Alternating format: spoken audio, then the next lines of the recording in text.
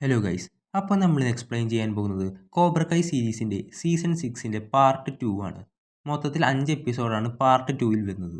അപ്പോൾ നമുക്ക് നേരെ എക്സ്പ്ലനേഷനിലോട്ട് കടക്കാം. അതിനു മുമ്പ് എൻ്റെ ചാനൽ ഇതുവരെ സബ്സ്ക്രൈബ് ചെയ്തില്ലെങ്കിൽ തീർച്ചയായും സബ്സ്ക്രൈബ് ചെയ്യുക. ഈ എപ്പിസോഡിൻ്റെ തുടക്കത്തിൽ കാണിക്കുന്നത് 3 മാസം മുമ്പ് തായ്ലാൻഡിലെ ബാങ്കോക്കിൽ വെച്ച് നടക്കുന്ന MMA ഫൈറ്റിൽ സിൽവർ തൻ്റെ അഭിഭാഷകനെ ഒരു പോരാട്ട വളയത്തിൽ കണ്ടുമുട്ടുന്നതോടുകൂടിയാണ്. വക്കീലിന് സിൽവറിന് എതിരെയുള്ള ആരോപണങ്ങൾ ഒഴിവാക്കാനായി ശ്രമിക്കുകയാണ്. എന്നാൽ അയൺ ഡ്രാഗൺസിൻ്റെ സെൻസെ വൂൾഫിൻ്റെ ഫൈറ്റിനായിരിക്കും സിൽവർ കൂടുതൽ ശ്രദ്ധ കൊടുക്കുന്നത്. അത് കണ്ട് ഇഷ്ടപ്പെട്ട സിൽവർ സെൻസെ വൂൾഫിന് ഒരു ഓഫർ നീട്ടുകയാണ്. സക്കായ് ടെക്കായിൽ കോബ്ര കൈയും മിയാഗി ഡോയും തോൽപ്പിച്ച് നാണം കെടുത്തുന്നോളം വൂൾഫിൻ്റെ കടങ്ങൾ നികത്താൻ സിൽവർ സഹായിക്കുമെന്ന് പറയുന്നു. അങ്ങനെ ഡാനിയലിനെ തട്ടിക്കൊണ്ടുപോയ നീണ്ട മുടിയുള്ള മനുഷ്യൻ കരാട്ടെ കിഡ് 3യിൽ തന്നെ ശല്യപ്പെടുത്തിയ സ്റ്റുഡൻസിൽ ഒരാളായ ഡെനീസ് ഡി ഗുസ്മാൻ ആണെന്ന് അവൻ അറിയുന്നു.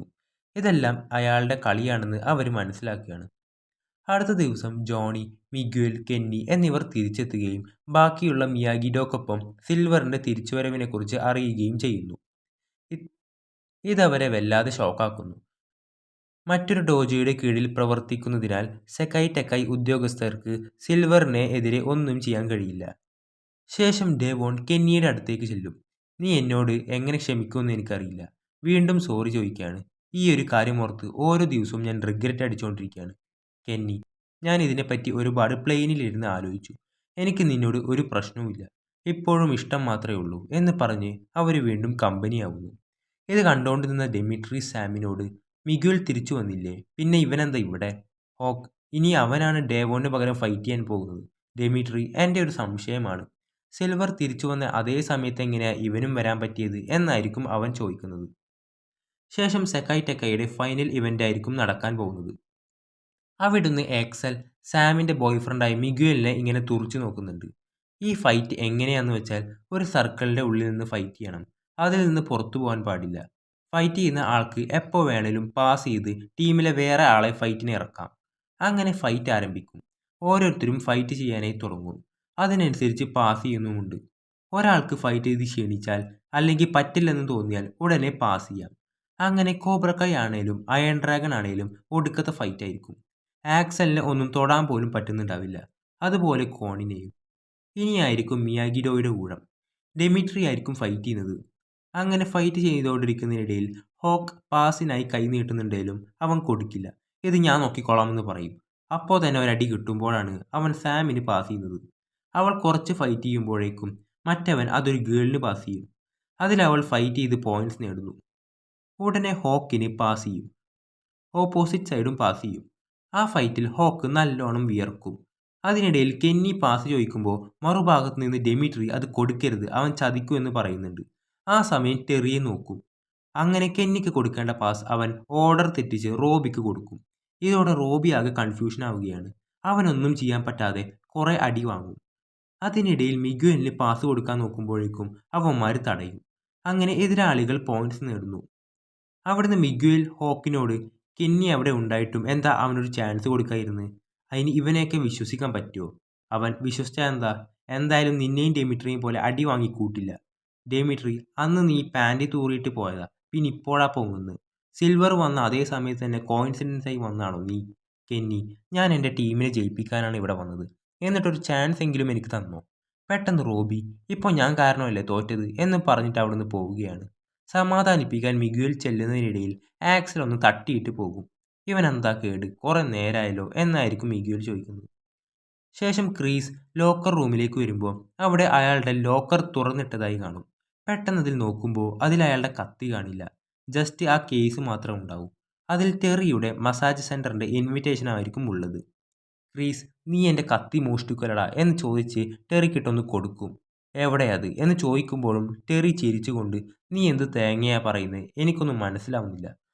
ആ സമയം അവിടേക്ക് ഇതിൻ്റെ നടത്തിപ്പുകാർ വന്ന് അവരെ പിടിച്ചു മാറ്റുന്നു. ശരിക്കും ഇത് മറ്റേ 3 പേരുടെ പരിപാടിയായിരിക്കും, ഇവരെ ഒന്ന് തെറ്റിക്കാൻ വേണ്ടി. ശേഷം വീണ്ടും ഫൈറ്റ് തുടങ്ങും.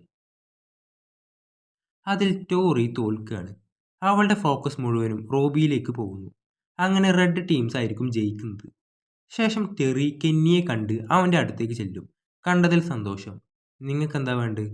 മിയാഗി ഡോയിലേക്ക് മാറിയതിനു ശേഷം അവരാരും നിന്റെ ഉള്ളിലെ ചാമ്പ്യനെ അംഗീകരിച്ചിരുന്നില്ല. പക്ഷെ എനിക്കറിയാം നിന്റെ ഉള്ളിൽ ഇപ്പോഴും അതുണ്ടെന്ന്. ഇത് ഹോക്ക് ശ്രദ്ധിക്കുന്നുണ്ടാവും. അവര് നിനക്ക് വേണ്ടി എന്താ ചെയ്തിട്ടുള്ളത്? നീ എവിടെ വന്നത് ജയിക്കാനല്ലേ? എൻ്റെ ടീം പവർഫുള്ളാണ് എന്നൊക്കെ പറഞ്ഞ് അവനെ കുറെ ബ്രെയിൻ വാഷ് ചെയ്യാൻ നോക്കുന്നുണ്ട്. ശേഷം മിയാഗി ഡോന്റെ ഫൈറ്റ് തുടങ്ങാൻ പോവുമായിരിക്കും. അതിനുള്ള ഇൻസ്ട്രക്ഷൻസും 3 കോച്ചുമാരും കൊടുക്കും. ഹോക്ക് ഡെമിട്രിയോട് കെന്നി സിൽവറിനോട് സംസാരിക്കുന്നത് ഞാൻ കണ്ടു. അങ്ങനെ ഫൈറ്റ് തുടങ്ങും. ആദ്യം തന്നെ മിഗ്വേലായിരിക്കും ഫൈറ്റ് ചെയ്യുന്നത്. കുറച്ച് കഴിഞ്ഞ് റോബിക്ക് പാസ് ചെയ്യും. അതിൽ റോബി തന്നെ സ്കോർ ചെയ്യുന്നു. അങ്ങനെ അടുത്ത റൗണ്ട് ഫൈറ്റ് ചെയ്യുന്നതിനിടയിൽ ഒരു ഭാഗത്തു നിന്ന് കെന്നിയും മറുഭാഗത്തു നിന്ന് ഹോക്കും എന്നെ പാസ് ചെയ്യുമെന്ന് പറഞ്ഞു വിളിക്കും. മിഗ്വേൽ കെന്നിയെ വിളിക്കാനും ഡെമിട്രി അത് വേണ്ടെന്നും ഒക്കെ പറയും. അവിടുന്ന് റോബി ആകെ കൺഫ്യൂസ്ഡ് ആയി പോവുകയാണ്. അങ്ങനെ 2 പോയിന്റ്സും അവൻ തന്നെ എടുത്ത് മിയാഗിഡോയെ വിജയിപ്പിക്കുന്നു. അത് കാണുമ്പോഴാണ് ഹോക്കിനും ഡെമിട്രിക്കും ഇവൻ ലോയലാണെന്ന് മനസ്സിലാവുന്നത്. ആ സ്പോട്ടിൽ തന്നെ ടെറിക്ക് ഒരു ആക്ഷൻ കാണിച്ചു കൊടുക്കും. അവൻ്റെ ഈ തീരുമാനത്തിന് മിഗ്വേൽ ക്യാപ്റ്റനായ റോബിയെ അഭിനന്ദിക്കുന്നു. അതിനിടയിൽ കിം ചോസിനോട് എനിക്കറിയാം നിങ്ങളാണ് ആ കത്തി മോഷ്ടിച്ചതെന്ന്, അത് തിരിച്ചു വെക്ക്. അപ്പോൾ നീ എന്നെ ഒരു കള്ളനായാണ് കാണുന്നത്. അത് അയാൾ പൊന്നുപോലെ കൊണ്ടു നടക്കുന്ന കത്തിയാണ്, അത് തിരിച്ചു വെക്കുന്നതായിരിക്കും നല്ലത്. അങ്ങനെ ഒരു ബ്രേക്കിന് ശേഷം ഫൈനൽ റൗണ്ട് തുടങ്ങുമെന്ന് അനൗൺസ് ചെയ്യും. ആദ്യത്തെ മാച്ച് മിയാഗി ഡോ വേഴ്സസ് കോബ്ര കൈ ആയിരിക്കും. ശേഷം കോബ്ര കൈയുടെ കൂടെയാണെന്ന് അറിഞ്ഞുകൊണ്ട് തന്നെ നല്ല ടെൻഷൻ ഉണ്ടാവും എല്ലാവർക്കും. റോബി, നമ്മൾ ഇതിനു മുമ്പും കോബ്ര കൈയെ തോൽപ്പിച്ചിട്ടുള്ളതല്ലേ, നമ്മളെ കൊണ്ട് വീണ്ടും പറ്റും. അതെ, ചിലപ്പോൾ ഇത് നമ്മളൊരു ടീമായി ഫൈറ്റ് ചെയ്യുന്ന അവസാന മത്സരമായിരിക്കും ഇത്. കാരണം ഇതിൽ ജയിച്ചു ഫൈനലിൽ കയറിയാൽ ആ ടീമിൻ്റെ 2 ക്യാപ്റ്റൻസ് ആയിരിക്കും ഫൈനലിൽ മത്സരിക്കുന്നത്. എല്ലാവരും നല്ല പോലെ ഇമോഷണൽ ആവുന്നുണ്ട്. അവിടുന്ന് ഡെമിട്രിയും ഹോക്കും പരസ്പരം സോറി പറഞ്ഞ് അവരുടെ പ്രശ്നങ്ങൾ സോൾവ് ആക്കുകയാണ്. നമ്മളൊരു ഫാമിലിയാണ് എല്ലാവരും. ആരാ നമ്മൾ എന്ന് ചോദിക്കുമ്പോൾ മിയാഗി ഡോ എന്ന് പറയും. വീണ്ടും ചോദിക്കുമ്പോൾ ഉച്ചത്തിൽ പറയും. വീണ്ടും വീണ്ടും ചോദിക്കുമ്പോൾ ഉച്ചത്തിൽ ഇങ്ങനെ പറഞ്ഞുകൊണ്ടിരിക്കും. അങ്ങനെ അവരിങ്ങനെ സെലിബ്രേറ്റ് ചെയ്യും. ആ സമയം അവരുടെ കോച്ചുമാർ വരും. ജോണി, ഈ സമയം കോബ്രക്കയിലുള്ളവരുടെ ചന്തി അടിച്ചു പൊളിക്കാനുള്ള സമയമാണ് എന്ന് പറയുന്നു. ഇതിൽ ജയിക്കുന്നവർ സെമി ഫൈനലിലോട്ടും തോൽക്കുന്നവർ ഔട്ടാവുകയും ചെയ്യും. ആദ്യം തന്നെ റോബിയുടെ കൂടെ ഫൈറ്റ് ചെയ്യാൻ പോകുന്നത് ടോറി ആയിരിക്കും. അത് റോബി പ്രതീക്ഷിച്ചിട്ടുണ്ടാവില്ല. നീയും സാറയും തമ്മിലുണ്ടായത് ഞാൻ കണ്ടു. അങ്ങനെ ഫൈറ്റ് ആരംഭിക്കും. പെട്ടെന്ന് അവൻ സാമിനെ കളത്തിലിറക്കുന്നു. അവർ തമ്മിലുള്ള ഫൈറ്റിനിടയിൽ പെട്ടെന്ന് കോണിന് പാസ് കൊടുക്കും. റോബി, നീ കാരണമാണ് ഇതൊക്കെ നടന്നത്. ഞാൻ കാരണമോ? ഞാൻ നിന്നെ പോലെ എതിർ ടീമിലുള്ളവരുടെ കൂടെ കിടന്നിട്ടില്ല. ഓ, അപ്പോൾ നിനക്ക് ടീംമേറ്റ്സിൻ്റെ കൂടെ ഒക്കെ ചെയ്യാലേ. ഞാനും കണ്ടതാ നീയും കോണും തമ്മിൽ. അപ്പോഴേക്കും കോണ് ഒന്ന് സ്കോർ ചെയ്തിട്ടുണ്ടാവും.